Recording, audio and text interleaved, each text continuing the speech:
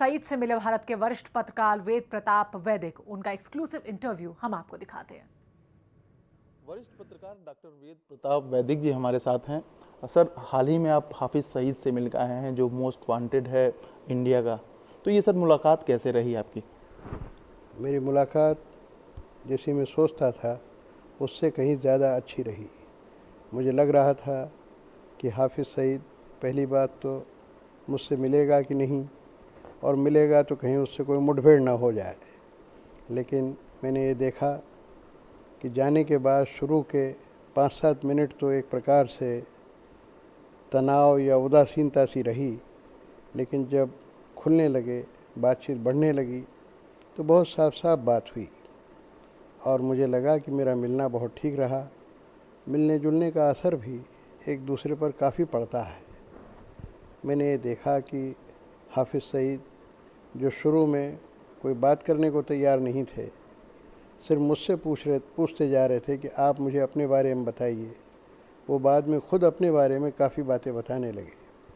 मुझे मालूम पड़ा उनसे बात करने पर, जब उन्होंने मुझसे पूछा मोदी की पत्नी के बारे में, नरेंद्र मोदी की पत्नी के बारे में, तो मैंने उनको बताया कि नरेंद्र मोदी राष्ट्रीय स्वयंसेवक संघ के प्रचारक हैं। तो उन्होंने मुझसे पूछा कि ये क्या है, तो वो सब मैंने उनको संघ की संरचना के बारे में, विचारधारा के बारे में सारी बातें बताई, कार्यप्रणाली भी समझाई। उनको मैंने बताया कि संघ के जो प्रचारक होते हैं उनको आजीवन ब्रह्मचर्य का पालन करना होता है, अविवाहित रहना होता है। तो उन्होंने कहा कि मोदी ने अपनी औरत को छोड़ दिया, तो क्या दूसरी स्त्रियों से उनका संबंध है, उनका चरित्र कैसा है? तो मैंने उनसे कहा कि राजनीतिज्ञों के बारे में लोगों के तरह तरह के ख्याल होते हैं, लेकिन मेरी जितनी जानकारी है, नरेंद्र मोदी बहुत सच्चरित्र व्यक्ति है और उन्होंने अपनी पत्नी को कोई छोड़ा नहीं है जैसे लोग छोड़ देते हैं। शादी के तुरंत बाद कुछ ही दिनों में उनको ये लगा कि उनका रास्ता गृहस्थ का रास्ता नहीं है, एक प्रचारक का रास्ता है, तो वो प्रचारक बन गए। उसके बाद उनका उनकी पत्नी से कोई संबंध रहा नहीं। जहाँ तक मोदी के व्यक्तिगत जीवन का सवाल है, आज तक उन पर कभी कोई इल्ज़ाम भ्रष्टाचार का या कोई उस तरह के भ्रष्ट काम करने का, जैसा कि नेता लोगों पर लगते हैं, कभी लगा नहीं। और मुझे लगता है कि नरेंद्र मोदी अब जब प्रधानमंत्री बन गए हैं तो उनका क्षितिज बहुत व्यापक हो गया है। अब वो गुजरात के दायरे से बाहर निकल आए। सर, हाफिज पर्सनल बातें मोदी जी के बारे में जानने को इतना इच्छुक क्यों था? सिर्फ हाफिज सईद ही नहीं, मुझसे ये बात मियाँ नवाज शरीफ ने भी पूछी, सरताज अजीज़ जो विदेश मंत्री हैं उन्होंने भी पूछी, अचकजई साहब जो कि बलूचिस्तान के बड़े नेता हैं, और दूसरे लगभग सभी नेता, पीपीपी पार्टी के नेताओं ने भी पूछी। और जब पिछले साल मैं पाकिस्तान गया था तब राष्ट्रपति आसिफ जरदारी ने भी ये बात पूछी थी, इमरान खान ने भी मुझसे पूछी थी, सारे लोगों ने पूछा था। और साल भर पहले मैंने उन सबको कहा था कि नरेंद्र मोदी भारत के प्रधानमंत्री बनेंगे, उनको बनने से कोई रोक नहीं सकता है। और सबसे पहले मैंने ही नरेंद्र मोदी का नाम अपने लेखों में प्रधानमंत्री के तौर पर उछाला था। ये बात पाकिस्तान के सारे लोगों को पता है, क्योंकि मेरे लेखों के उर्दू अनुवाद वहाँ के कई अखबारों में छपते हैं। तो निजी बातों के अलावा कुछ राजनीतिक बातों को भी पूछा मोदी के बारे में उसने स्पेशली? हाँ, क्यों नहीं पूछा। उन्होंने पूछा कि क्या मोदी पाकिस्तान के लिए ख़तरा साबित होंगे। मैंने कहा बिल्कुल नहीं होंगे। मोदी अब मोदी नहीं रहे, अब वो भारत के वज़ीर आज़म हैं और उस नाते उनको बहुत बड़ा रोल अदा करना है। इसीलिए वो पहले वज़ीर आज़म हैं कि जिन्होंने पड़ोसी देशों के सारे प्रधानमंत्रियों और राष्ट्रपतियों को अपने देश बुलाया। किसने और बुलाया? वो विश्वयारी में विश्वास नहीं करते। विश्वयारी भी ठीक है अपनी जगह, लेकिन उससे ज़्यादा ज़रूरी है कि पड़ोसी देशों को, जो कि अपने परिवार के सदस्य हैं, उनको जोड़ना। तो उनका भाव किसी को दुख पहुंचाने का, किसी के प्रति वायलेंस करने का, हिंसा करने का बिल्कुल नहीं है। फिर उन्होंने मेरे इस प्रश्न का जवाब दिया कि आप इतनी हिंसा की राजनीति क्यों करते हैं, आप आतंकवाद क्यों फैलाते हैं, पूरे भारत में आपके नाम के साथ दहशतगर्दी जुड़ी हुई है। तो बोले ये बिल्कुल झूठा आरोप है। ये आरोप मुझ पर जब लगाया गया, अमेरिकियों के दबाव में आकर आसिफ जरदारी की सरकार के गृह मंत्री रहमान मलिक ने मुझे ज़बरदस्ती गिरफ़्तार कर लिया, गिरफ़्तार करके जेल में डाल दिया। फिर मुझ पर मुकदमा चला।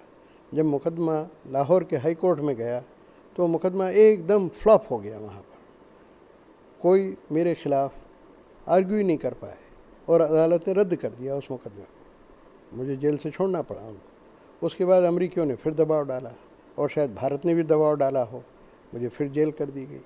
फिर वो मुकदमा सुप्रीम कोर्ट में गया, सुप्रीम कोर्ट में भी रद्द हो गया। जब दो दो बड़ी अदालतें मेरे खिलाफ़ सारे इल्ज़ामों को रद्द कर दें, फिर भी अमेरिका के दबाव में भारत की तरफ से प्रोपेगेंडा होता रहता है, सब लोग मुझे दहशतगर्द। तो आपने ये नहीं कहा उसने उनसे कि मुंबई ब्लास्ट में उनका नाम है, आके वो सामना क्यों नहीं करते? जी, मैंने उनसे कहा ये कि मुंबई ब्लास्ट ही नहीं, और भी जो दहशतगर्दी के अवांछित कार्य हुए हैं भारत में, उन सब में उनका नाम जुड़ा हुआ है और तरह तरह के प्रमाण भी भारत सरकार उपस्थित करती है। तो वो अपनी बात स्पष्ट क्यों नहीं करते? बोले मैं स्पष्ट कर तो रहा हूँ आपके सामने कि मेरा दहशतगर्दी में कोई हाथ नहीं है। और उन्होंने ये भी कहा कि आप अगर मुझे बुलाएं, ये बात उन्होंने आखिर में कही जब वो मेरी बातों से थोड़ा उनके दिल पे असर पड़ा, तो मुझसे कहने लगे कि आप हिम्मत कीजिए, मुझे भारत बुलाइए और बड़ा इजलास कीजिए, बहुत बड़ी पब्लिक मीटिंग कीजिए, उसमें मैं बोलूँगा, भाषण दूंगा, लोगों से कहूँगा कि आप मुझसे सवाल कीजिए, मैं जवाब दूंगा और उनकी गलतफहमी दूर करूँगा कि मेरा इससे कोई ताल्लुक़ नहीं है। तो आपने बताया नहीं कि भारत सरकार खोज रही है आपको, आप वांटेड की लिस्ट में हैं, आपको आना चाहिए, अपने पक्ष को रखना चाहिए? तो वो मैंने जब उनसे कहा कि सारी दुनिया आपको खोज रही है, आपकी तलाश में है, आपको मारना चाहती है, आपको दंडित करना चाहती है, तो उन्होंने कहा कि वो कोशिश उन्होंने आज तक कर ली है और भी करते रहेंगे, वो कामयाब नहीं होंगे। और जो मैंने देखा, हाफिज़ सईद की सिक्योरिटी इतनी ज़बरदस्त थी कि प्रधानमंत्री नवाज़ शरीफ से जब मैं मिलने गया तो प्रधानमंत्री के घर पर और उनके दफ्तर में इतनी सिक्योरिटी नहीं थी जितनी कि उनकी थी। उनके घर, जो कि एक मोहल्ले में है, आसपास काफ़ी जनसंकुल जगह हैं, वहाँ पर उनका घर है। एक गली में मुड़ के हम गए, वहाँ दूर हमने कार खड़ी की, उतरे, उनके घर में गए तो घर में भी पुलिस वाले बंदूक लिए खड़े थे। उनके घर के स्ट्रक्चर में जाने हम, इसके पहले आपसे सर ये जानना चाहता हूँ कि हाफिज़ सईद के संपर्क में कैसे आए, आप कैसे उनके पास तक पहुँचे? हाफिज़ सईद और पाकिस्तान के लगभग सारे नेता लोग मेरे इंटरव्यू वहाँ टेलीविज़न पे देखते रहते हैं। मैं पिछले 30-35 साल से पाकिस्तान, अफ़गानिस्तान तो और 45-48 साल से जाता रहता हूँ। अफ़गानिस्तान पर मैंने PhD किया है और सारी जगह मुझे लोग पत्रकार की तरह नहीं जानते हैं, इंटरनेशनल पॉलिटिक्स के विशेषज्ञ के तौर पे जानते हैं और उसी हैसियत से मुझ पर बात करते हैं। हिंदुस्तान में लोग मुझे पत्रकार कहते हैं, पत्रकार तो हूँ इसलिए मना नहीं कर सकता हूँ, लेकिन मेरी हैसियत उससे अलग भी है। इसलिए हाफिज़ सईद भी मुझको जानते थे। उन्होंने मुझसे कहा कि मैंने आपके सारे इंटरव्यू देखे हैं और आपके टीवी चैनल्स पर विचार ही नहीं सुने, अखबारों में जो इंटरव्यू आपने दिए वो भी मैंने पढ़े हैं और मैं तो आपसे जब पिछले साल संपर्क हुआ था मिलना चाहता था। तो मैंने 1-2 मित्रों से कह के उनका नंबर लिया, फ़ोन किया। उन्होंने सुबह 7 बजे मुझे अपने यहाँ बुलाया क्योंकि रोज़े चल रहे थे। उन्होंने मेरे लिए खाने पीने का कुछ इंतज़ाम किया था, मैंने कुछ खाया पिया नहीं। सर, दुनिया जानना चाहती है कि आप हाफिज़ सईद के घर पे गए हैं, भारत का मोस्ट वांटेड है वो शख्स, उसके घर का एड्रेस क्या है, पता क्या है और पाकिस्तान में वो कहाँ पे रहता है? उसके घर का पता वगैरह पाकिस्तान में सबको पता है, सब खुला हुआ है, कोई छिपी हुई चीज़ नहीं है। हाफिज़ सईद पूरे देश में घूमते हैं, वहाँ सब दूर अब वो अपनी बात कहता है, वो खुल के डट के बात करता है। और तो वरिष्ठ पत्रकार वेद प्रताप वैदिक ने मुलाकात की मोस्ट वांटेड आतंकी हाफिज़ सईद से और इस मुलाकात के बाद अब तरह तरह के सवाल उठने लगे हैं। सबसे बड़ा सवाल यह है कि आखिरकार इस वक्त पर इस तरह की मुलाकात की क्या जरूरत थी। इसी पर हम चर्चा करेंगे क्योंकि कांग्रेस का यह आरोप है, सैफुद्दीन सोज ये आरोप लगा रहे हैं कि आरएसएस और बीजेपी के इशारे पर वैदिक जो हैं वो मिले हैं आतंकी हाफिज़ सईद से। क्या है इस मुलाकात के मायने, इस पर हम बातचीत करेंगे। हमारे साथ कुछ मेहमान इस वक्त जुड़े हुए हैं। अशोक देव समाजवादी पार्टी के लीडर लखनऊ से हमारे साथ जुड़ गए हैं। सुभाष सावंत शिवसेना MLA हैं, वो इस वक्त हमारे साथ जुड़े हैं और बीजेपी नेता विजय जॉली इस वक्त हमारे साथ जुड़े हैं। आप सबसे हम बातचीत करेंगे, लेकिन हम आपको मोस्ट वांटेड आतंकी हाफिज़ सईद से भारत के वरिष्ठ पत्रकार वेद प्रताप वैदिक के साथ न्यूज एक्सप्रेस की एक खास बातचीत दिखा रहे हैं। इस पूरे इंटरव्यू में उन्होंने और भी कई मुद्दों को खोला है। आइए अब आपको सुनवाते हैं इसी इंटरव्यू का अगला हिस्सा। हाफिज से ये नहीं पूछा कि आप अपने को इतना शरीफ बताते हैं, अच्छे नेक इंसान बनाते हैं और बंदूकों के साये में रहते हैं, बंदूकों के साये में भी आपके गेस्ट आते हैं, आपने नहीं पूछा? मैंने उनसे पूछा, ये तो नहीं पूछा बंदूकों के साये वाली बात, लेकिन मैंने उनसे कहा कि मुझे ये बताइए कि आपकी इतनी बदनामी क्यों है और इतनी सिक्योरिटी में आपको क्यों रहना पड़ता है। तो उन्होंने कहा कि तो आपकी वजह से रहना पड़ता है, आपके देश ने हमारे खिलाफ़ इतने इल्ज़ाम लगा रखे हैं, अमेरिका ने साजिश कर रखी है, हमारी सरकार को डरा रखा है, इसलिए ये सारा इंतज़ाम है। तो मैंने कहा कि आप ये सिर्फ आपका काम यही है दहशतगर्दी करना?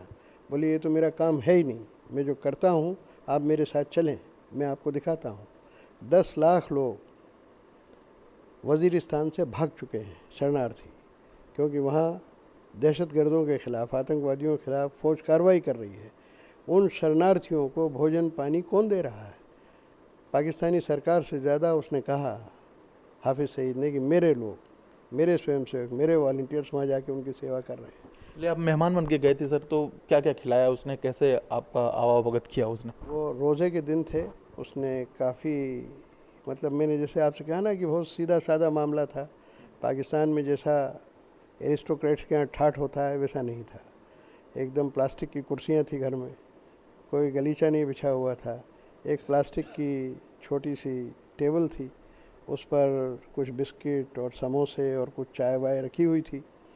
तो रोज़ा उनका था, तो उन्होंने मुझसे कहा है नोश फरमाइए, 3-4 बार कहा। तो मैंने कहा कि नहीं, ये मुझे बहुत ही इम्पोलाइट लगता है कि आप लोग रोज़ा रखें और मैं यहाँ बैठ के खाता रहूँ। मैं जब भी मुस्लिम देशों में जाता हूँ रमज़ान के दिनों में मैं कोशिश करता हूँ कि मैं सार्वजनिक तौर पर कुछ खाऊं पीऊँ नहीं। ये दूसरों की इज़्ज़त और एहतराम का सवाल, मनुष्यता का सवाल, इंसानियत का सवाल। फिर भी उन्होंने बहुत आग्रह किया, तो भी मैंने कुछ भी नहीं छका। कितने रूम थे सर वहाँ पे? एक ही रूम था सिर्फ, जिसमें हमारी उसकी बातचीत हुई। नहीं, टोटल आपने स्ट्रक्चर देखा अगर घर का, तो कितने रूम थे? तो कोई घर बहुत बड़ा नहीं था, मतलब उसमें 2-3 कमरे और होंगे, लेकिन पुलिस वाले सब चारों तरफ हमको पुलिस वाले दिखाई पड़ रहे। हाफिज़ के अलावा उस घर में और कोई नहीं था? नहीं, वहाँ हमको कोई औरत वगैरह दिखाई नहीं पड़ी। एक दो आपने मोदी के बारे में, जब उसने फैमिली के बारे में पूछा, तो आपने उससे नहीं पूछा कि आपकी फैमिली? पूछा ना मैंने कहा आप भी ब्रह्मचारी हैं क्या? मैंने कहा आप तो जिहादी हैं, तो आप तो ब्रह्मचारी होंगे ही। जब ब्रह्मचारी का मतलब उनको समझा दिया उसको, बल्कि अरबी में मैंने कहा कि नफ्स से कुश, कि अपनी नफ्स को, वासना को कुश करने वाला, मार देने वाला ही ब्रह्मचारी होता है। तो जब मैंने उनको ये कहा तो कहने लगे नहीं नहीं, मेरी तो 3-3 बीवियाँ हैं। और उन्होंने कहा कि वो रोपड़ के रहने वाले हैं और हिंदुस्तान की तहज़ीब और तमद्दुन और हमारी तो एक ही है। यानी अपने आप पर उन्होंने हिंदुस्तानी होने का भी एक तरह से ये माना सत्य, कि उनकी माँ रोपड़ की थी, वहीं उन्होंने गर्भ धारण किया और वो पाकिस्तान गईं और मार्च 48 में उनका जन्म हुआ पाकिस्तान। मोदी के बारे में उन्होंने पूछा, उनके निजी संबंधों के बारे में पूछा, कूटनीतिक संबंधों के बारे में पूछा, लेकिन क्या उन्होंने ये पूछा कि वो भारत और पाकिस्तान के रिश्तों को सुधारना चाहते हैं या नहीं? नहीं, उन्होंने, उनकी क्या दिलचस्पी है इसमें, वो तो मैंने पूछा कि भारत और पाकिस्तान के रिश्तों में। मैंने कहा हाफिज़ जी, आप सबसे बड़ी बाधा हैं, सबसे बड़ी मुसीबत हैं आप। जब कोई रिश्ते सुधरने लगते हैं, कोई न कोई ऐसी दहशतगर्दी की घटना हो जाती है कि सारे रिश्ते फिर घूम फिर के उसी जगह आ जाते हैं जहाँ से शुरू हुए थे। तो बोले ये बात तो बहुत गलत है। बोले मैं कोई बाधा नहीं हूँ किसी तरह की, अगर दोनों मुल्कों के रिश्ते अच्छे हों तो मुझे सबसे ज़्यादा खुशी होगी। ये माना जाए कि वो रिश्ते सुधारना चाहते हैं। अब मान तो आप जो चाहे सो सकते हैं, लेकिन ऐसा वो कहते हैं। तो वेद प्रताप वैदिक जिस मुलाकात का जिक्र इस इंटरव्यू में कर रहे थे, उसी मुलाकात को लेकर अब सवाल खड़े हो रहे हैं। इसी मुलाकात पर महासंग्राम शुरू हो गया है। आपको बता दें कि हाफिज सईद मुंबई हमले का मास्टरमाइंड है। अभी कुछ दिन पहले बॉर्डर पर भी वो नजर आया था, आतंकी गतिविधियों को अंजाम देता है। भारत, अमेरिका, ब्रिटेन सहित यूरोप के कई देश हैं जो कि हाफिज सईद को आतंकी घोषित कर चुके हैं। अब सवाल यही से खड़ा होता है कि क्या जरूरत थी इस आतंकी से मुलाकात की। इस पर हमारे साथ चर्चा करने के लिए हमारे तमाम मेहमान जुड़े हैं। मैं सबसे पहले चलूंगा विजय जौली जी के पास, बीजेपी लीडर हैं। विजय जी, किस तरीके से देख रहे हैं आप इस मुलाकात को, और लगता है आपको कि कुछ जरूरत थी इस मुलाकात की? देखिए, अगर एक पत्रकार के नाते वेद प्रकाश वैदिक जी इंडिया के most wanted terrorist Hafiz Saeed sahab के साथ उन्होंने पाकिस्तान में मुलाकात की है, तो इसका संज्ञान भारत की सरकार को और भारत की खुफिया एजेंसीज को लेना चाहिए। नहीं, लेकिन एक चीज है विजय जी, अभी इंटरव्यू में शायद लेकिन आपने जिस व्यक्ति के हाथ विजय जी एक चीज मैं आपको थोड़ा सा कंसर्न में लेना भारत चाहूंगा। के निर्दोष नागरिकों के खून से सने हो, उससे किसी भी प्रकार का कोई संपर्क नहीं करना चाहिए। नहीं विजय जी, एक चीज है, मैंने इंटरव्यू सुना उनका भी, वेद प्रताप वैदिक का। वो ये कह रहे हैं कि मैं पत्रकार हूं, लेकिन मैं पत्रकार की हैसियत से मिला नहीं, मैं एक इंटरनेशनल एक्सपर्ट की हैसियत से उनसे मिला हूं। तो पत्रकार वाली बात भी अलग हट गई। अब क्या मतलब?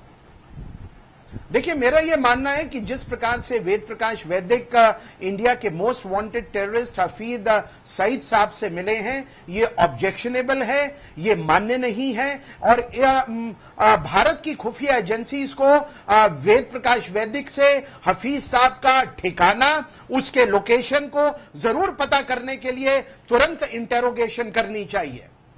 ठीक है, आप कह रहे हैं कि ये मुलाकात नहीं होनी चाहिए थी, और वाकई में होनी भी नहीं चाहिए थी। अशोक देव मेरे साथ जुड़े हैं, समाजवादी पार्टी के लीडर। लेकिन अशोक जी, अभी आपने सुना विजय जॉली जी का वर्जन, लेकिन कांग्रेस ये आरोप लगा रही है कि बीजेपी और आरएसएस के इशारे पर ही ये मुलाकात हुई है।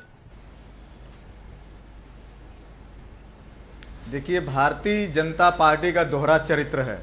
पीछे आपको याद होगा, जब एनडीए की सरकार थी तो यही भारतीय जनता पार्टी के लोग केंद्र सरकार में विदेश मंत्री जो थे, कुछ आतंकवादियों को लेकर कंधार गए थे, उनको वहां छोड़े थे और साथ में 900 करोड़ रुपया तक दिया था। तो ये कहते क्या है, करते क्या है, ये देश को समझाना चाहिए, बताना चाहिए। जो भी वैदिक साहब गए वहां पे, जो रामदेव जी के सहयोगी हैं, और रामदेव जी भारतीय जनता पार्टी की सरकार बनाने में सबको देश पता है कि कितना योगदान दिया है, किस तरह से उनका प्रचार प्रसार किए हैं। तो ये इसके लिए पूर्ण रूप से भारतीय जनता पार्टी जिम्मेदार है कि इस पे देश को सफाई दे कि आखिर किस हैसियत से वैदिक साहब मिलने गए थे, क्या बातें किए। अगर उन्होंने, वैदिक साहब कह रहे हैं कि बहुत अच्छे आदमी हैं, तो क्या ये सर्टिफिकेट देने गए थे कि वो आतंकवादी नहीं है? या अगर सईद साहब कहते हैं कि मोदी साहब बहुत अच्छे हैं, तो क्या उनसे वो सर्टिफिकेट लेने गए थे कि मोदी साहब बहुत अच्छे हैं देश में? ये किस तरह का खेल खेल रहे हैं, इनको देश की जनता के सामने रखना चाहिए, और समाजवादी पार्टी इसकी भर्त्सना करती है। ठीक, सुभाष जी, मैं एक चीज आपसे यहाँ पर आपको भी इस चर्चा में शामिल करना चाहूंगा। आप बताइए, आप किस तरीके से देखते हैं? अगर विजय जॉली जी कह रहे हैं कि हाँ, इस पर एक्शन होना चाहिए, देश की खुफिया एजेंसियों को उनसे बातचीत करनी चाहिए, आपका क्या वर्जन है? आप भी सरकार में हिस्सेदार हैं।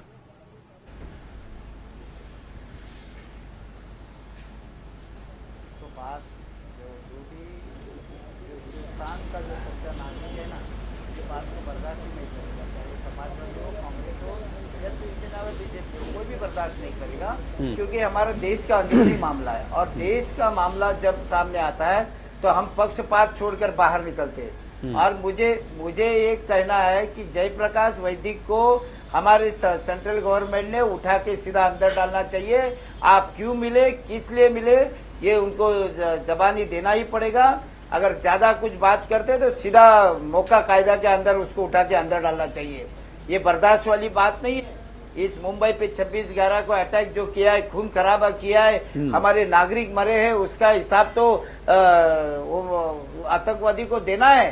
बिल्कुल। अब आप सब मेरे साथ बने रहिए। ये सवाल इसलिए भी उठने लाजमी है क्योंकि 26/11 अटैक में 200 से ज्यादा जो देशवासी हैं उनकी जान चली गई थी, और मोस्ट वांटेड आतंकवादी घोषित किया हुआ है हाफिज सईद को। उसके बावजूद भी क्या जरूरत पड़ गई इस मुलाकात की? कांग्रेस बड़े गंभीर आरोप लगा रही है, और इस पर बड़ा हंगामा भी हुआ राज्यसभा में, जिसकी वजह से राज्यसभा को स्थगित भी कर देना पड़ा। अब इस मुलाकात के बाद लगातार जो रिएक्शंस है, बड़े तीखे रिएक्शंस आने शुरू हो गए हैं। मनीष तिवारी जो कि कांग्रेस नेता हैं, उनका यह कहना है कि देश के दुश्मन से मिलने की क्या जरूरत थी वेद प्रताप वैदिक को। ये तमाम सवाल इस वक्त उठाए जा रहे हैं। सभी मेहमान हमारे साथ बने हुए हैं, इस पर भी हम बातचीत करेंगे। लेकिन आपको वेद प्रताप वैदिक जी के मुलाकात का तीसरा और आखिरी हिस्सा दिखाते हैं। पहले मुझे मिले, आपने काफ़ी ऑब्जर्व भी किया होगा, चूंकि एक वरिष्ठ पत्रकार हैं आप, तो क्या आपको लगा कि पाकिस्तानी सेना का सुरक्षा भी उनको मिला हुआ है वहाँ पे?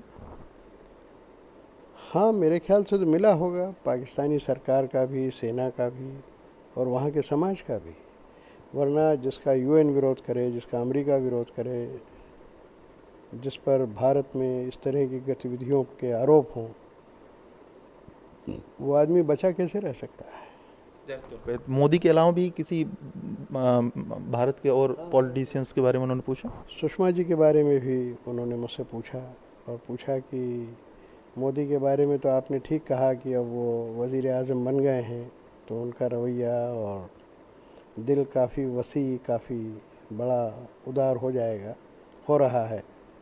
मैंने उनको बताया कि चुनाव अभियान के दिनों में मोदी साहब ने एक भी शब्द मुसलमानों के ख़िलाफ़ या इस्लाम के ख़िलाफ़ या पाकिस्तान के ख़िलाफ़ नहीं बोला है। तो उन्होंने ये भी पूछा कि उन्होंने कहा कि हम दाऊद इब्राहिम को पकड़ लाएंगे।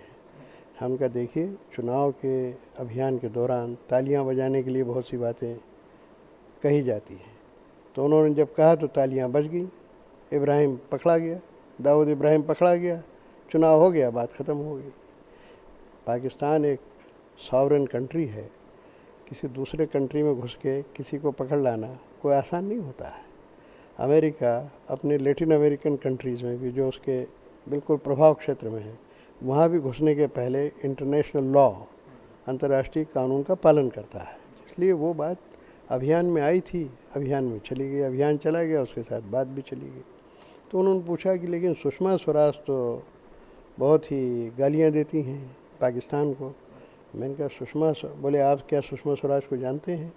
मैंने कहा उनको बहुत जानता हूँ, पिछले 40-45 साल से जानता हूँ, राजनीति में आई उसके पहले से जानता हूँ, और मेरी बहन की तरह हैं, और वो बहुत ही ब्रिलियंट हैं, बहुत ही उनका स्वभाव मधुर है। लेकिन जब कोई पाकिस्तानी साइड से ऐसी गड़बड़ होती है सीमांत पर, या कहीं और दहशतगर्दी की घटना होती है किसी नगर में, शहर में, तो हमारे देश का जो भी नेता है जिम्मेदार, उसको बात तो बोलना पड़ेगी। इसलिए वो कठिन लगती है, लेकिन वो कठिन नहीं है। वो पाकिस्तान के साथ और सारे मुल्कों के साथ संबंध सुधारने के लिए प्रतिश्रुत हैं, दृढ़ प्रतिज्ञ हैं। चलिए, अभी आपने दाऊद की बात चर्चा की थी, हाफिज़ से आपने पूछा कि वो दाऊद के बारे में क्या सोचता है? नहीं, वो प्रश्न नहीं उठा। ज़ाहिर तौर पे हाफिज़ की बात करते हैं या दाऊद की बात करते हैं, दोनों भारत के लिए वांटेड हैं। अगर हाफिज़ दाऊद का फेवर करता है तो जाहिर से तौर पे कहीं ना कहीं आपको उस वक्त नहीं लगा कि पूछना चाहिए कि आप टेररिस्ट वो भी भारत के लिए है, आपको भी है, तो आप फेवर क्यों कर रहे हो, आप मोदी साहब के बारे में अगेंस्ट क्यों बोल रहे हो? दाऊद का फेवर करने का प्रश्न ही नहीं उठता है। ये सवाल दाऊद इब्राहिम वाला जो मोदी ने चुनाव अभियान के दौरान कहा था, कम से कम 10 लोगों ने अलग अलग फोरम पर मुझसे पूछा। टीवी एंकर्स ने जब मुझे इंटरव्यू किया तब पूछा। इंस्टीट्यूट ऑफ स्ट्रेटेजिक स्टडीज़, जो पाकिस्तान की सबसे बड़ी और सबसे प्रतिष्ठित अकादमिक संस्था है, उसमें जो मेरा लेक्चर हुआ तो वहाँ कई राजदूत आए हुए थे और कई संस्थाओं के अध्यक्ष आए हुए थे। उनमें से 3-4 लोगों ने ये प्रश्न मुझसे पूछा कि चुनाव अभियान के दौरान वो जो कहा मोदी ने, तो मैंने यही जवाब दिया जो हाफिज़ सईद को दिया। सर, आपने फ़ोटो भी खिंचवाया है हाफिज़ के साथ, तो फ़ोटो खिंचवाने का ऑफ़र आपने दिया है उसने दिया? फ़ोटो तो अपने आप खींचा गया। वहाँ एक अखबार के फोटोग्राफर चले गए थे, उन्होंने खींचा, और वो फ़ोटो आज ही उन्होंने भेजा मुझे। न तो मैंने ऑफ़र दिया, न उन्होंने ऑफ़र दिया। मुझे बाद में मालूम पड़ा कि फ़ोटो खींचा गया है, तो मैंने उनको कहा कि आप उसको भेज सकते हैं, उन्होंने भेज दिया। तो क्या बातचीत हुई वेद प्रताप वैदिक की आतंकी हाफिज सईद के साथ, उसका पूरा ब्यौरा आपने सुना खुद वेद प्रताप वैदिक के जुबानी। अब हमारे साथ गेस्ट हमारे साथ बने हुए हैं और इस पर तमाम रिएक्शंस भी इस वक्त आ रहे हैं, बड़े तीखे रिएक्शंस हैं। विजय जौली जी, मैं आपके पास आना चाहूँगा। अभी मनीष तिवारी का रिएक्शन आया है कि भारत के इतिहास में ऐसा पहली बार हो रहा है जब सरकार का करीबी शख्स देश के दुश्मन से मिलने गया। क्या कहेंगे इस पर?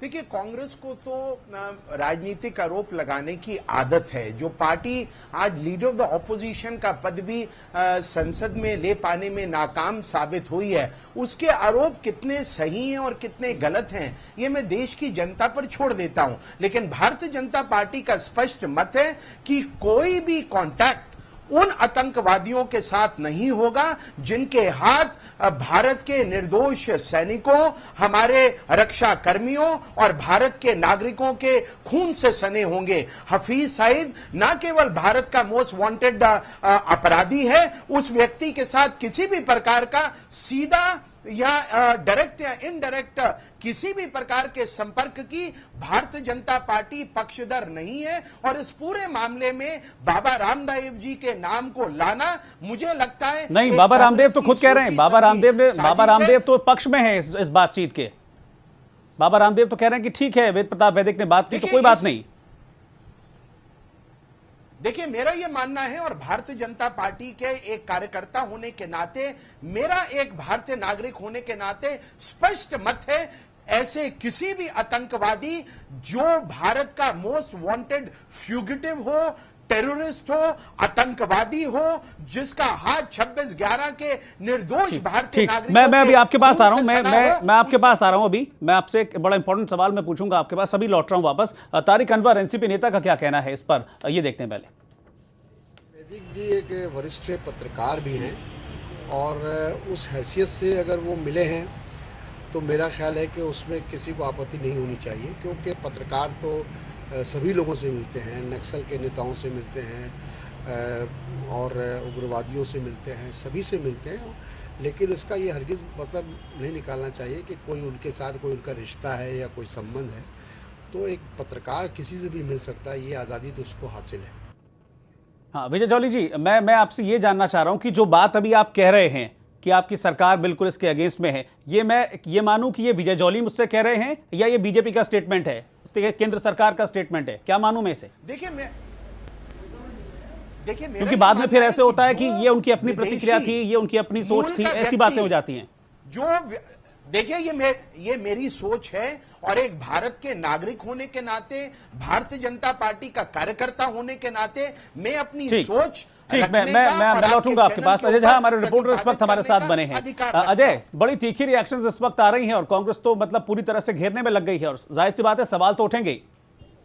देखिए, दरअसल ये विवाद इसलिए भी ज़्यादा हो रहा है कि अगर एक पत्रकार होने की सिर्फ एक पत्रकार होने की हैसियत से वेद प्रताप वैदिक अगर हाफिज सईद से मिलते तो शायद इतना बवाल नहीं होता। लेकिन वेद प्रताप वैदिक की जो पृष्ठभूमि रही है या जो उनका इतिहास रहा है कि किस तरह से वो मध्यस्थ की भूमिका अतीत में भी निभाते रहे, पहला प्रश्न चिन्ह इसलिए लग रहा है और ये विवाद इसलिए हो रहा है। दूसरी बात जो समझ में आती है कि वेद प्रताप वैदिक के जिस इंटरव्यू को हम लोग चला रहे हैं उसके माध्यम से जो एक स्थापित मान्यता हाफिज सईद को लेकर भारत सरकार की रही है, उसमें एक बदलाव का दृष्टिकोण दिखता है। और ये सिर्फ वेद प्रताप वैदिक बहुत वरिष्ठ पत्रकार हैं और उन्होंने सिर्फ वही बातें कही हैं जो हाफिज सईद ने उनसे उनके मुलाकात के दौरान कही हैं। तो ये बवाल कांग्रेस को आपत्ति इस बात पे है कि वेद प्रताप वैदिक की जो पृष्ठभूमि है उसको देखते हुए सिर्फ उन्हें एक पत्रकार की तरह ट्रीट नहीं किया जा सकता। ठीक, कांग्रेस की ओर से लगातार रिएक्शंस इस पर आ रहे हैं, बहुत तीखे हमले कर रही है कांग्रेस। कांग्रेसी नेता सैफुद्दीन सोज ने बीजेपी पर आरोप लगाया है, आरएसएस पर आरोप लगाया है कि वैदिक उनकी आवाज हैं और बीजेपी और आरएसएस ने ही उनको मुलाकात के लिए भेजा था। वो बीजेपी की आवाज है, आरएसएस की आवाज है, उनको जानबूझकर हाफिज सईद से मिलाया गया है और अरुण जेटली की हम इज्जत करते हैं, वो मंजे हुए सियासतदान है। लेकिन ये जरूरी नहीं है कि हमको वो कॉन्फिडेंस में ले लें। उन्होंने ये बात जो बताई इसको हम सही नहीं मानते। इनको कोई मजबूरी नहीं थी और फॉरेन मिनिस्ट्री के बगैर, हाई कमिश्नर या होम मिनिस्ट्री की इजाजत के बगैर हमारा हाई कमिश्नर पाकिस्तान में वो कानून का पाबंद होता है, वो नहीं मिलने देता उसको और न वो मिल सकता था हाफिज सईद को। वो ऑर्डिनरी शायरी नहीं है, वो ड्रेडेड टेररिस्ट है। खुद पाकिस्तान के अंदर उसके खिलाफ लोग बोलते हैं और वो सिविल सोसाइटी के लिए खतरा है। अशोक देव जी, आपने अभी रिएक्शन सुना सैफुद्दीन सोज का और आपने विजय जौली जी की भी बात सुनी। वो कह रहे हैं कि हमारा कोई मतलब नहीं है, कुछ भी नहीं है, लेकिन आरोप इसी तरह के लग रहे हैं। आपको क्या लगता है इस पर अब क्या होना चाहिए?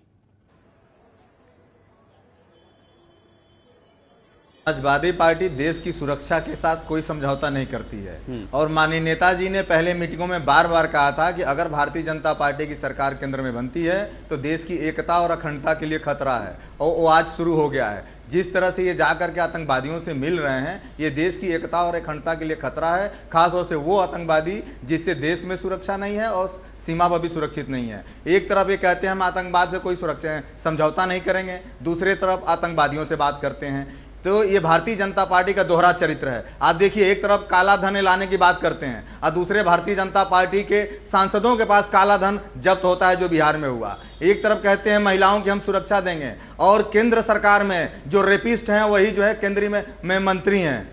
तो ये भारतीय जनता पार्टी का दोहरा चरित्र है, ये इनका चरित्र देश के सामने आ चुका है और ये दोबारा जो है फिर ये नहीं आने वाले। जिस तरह से महंगाई, जिस तरह से देश को असुरक्षित कर रखे हैं, दोबारा ये देश में नहीं आएंगे, देश की जनता जान चुकी है।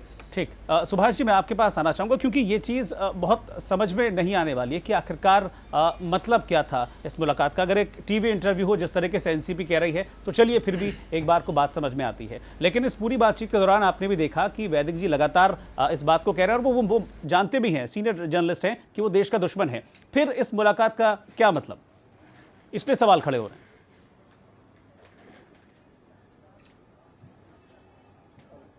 एक तो बात पहले ये समझना चाहिए कि ये सरकार को मालूम है कि नहीं मालूम है, सबसे पहली बात है।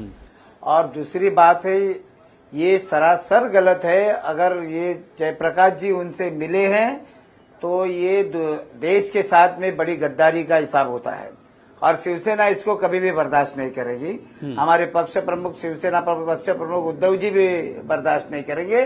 वो तो बर्दाश्त नहीं करेंगे, लेकिन देश का हर नागरिक जो है, जो शिव सैनिक है, वो इसको बर्दाश्त नहीं कर पाएगा। और क्योंकि इस मुंबई पे उन्होंने जो अटैक किया है उसमें हमारे अच्छे अच्छे ऑफिसर्स को मार डाला है उन्होंने, नागरिकों को मार डाला है। ये कभी नहीं भूलने वाली बात है। और मैं तो इतना मुझे मालूम है कि नरेंद्र मोदी साहब ये जरूर इसको पकड़कर इनकी जो दवा पानी इनका करना है, वो नरेंद्र मोदी के ऊपर हमारा पूरा विश्वास है। और ये ठीक, बहुत बहुत शुक्रिया आपका, बहुत शुक्रिया आपका हमारे साथ जुड़ने के लिए। सवाल वाकई में अपनी जगह यही खड़ा हुआ है कि आखिरकार इस मुलाकात के क्या मायने। आप सबका बहुत बहुत शुक्रिया, हमारे साथ आप जुड़े, इस पर चर्चा की आप सबने।